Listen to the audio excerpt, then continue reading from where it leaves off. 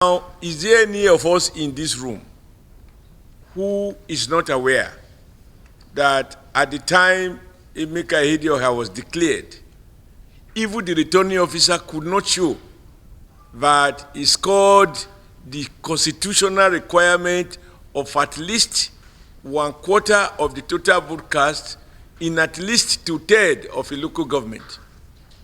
On that criteria alone, there is no question in the eyes of the law, Ihedioha ought not to have been declared because he had those numbers only in 12 local governments.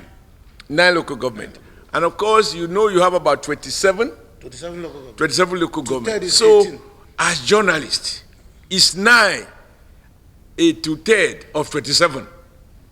So, INEC completely and irresponsibly misbehaved by using a professor who seems to be so senile that he didn't know that 9 is not 2/3. This is very serious.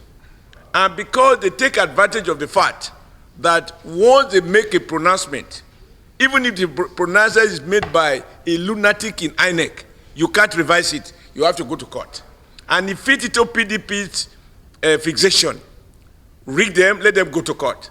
And they just thought that they have a monopoly, not a monopoly, that it is their birthright to continue to rig election. So the next time you see them talking, ask them, how many local government did PDP score 1/4 of the vote of the total vote cast in how many local government?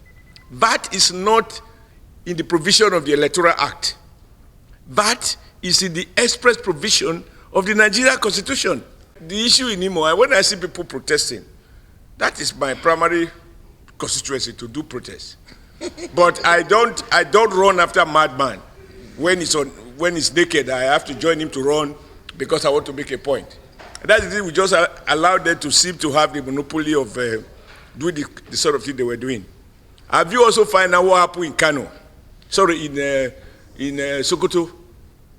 There are a lot of issues that INEC cannot defend. But we have to live with the pain because look at Rivers. For some technical reasons, we are told we cannot even have candidates. And nobody asks questions.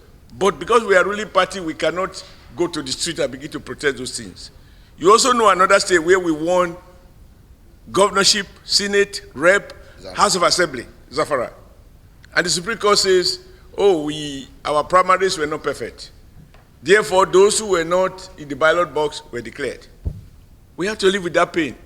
If it is about mobilizing people to attack, we will pull out Zafara people to go outside the Supreme Court, but that will not be responsible behavior in a democracy. So we live with the pain because we understand that we operate under the principle of separation of powers. So please don't accept those half-truths that PDP is parading. Please don't.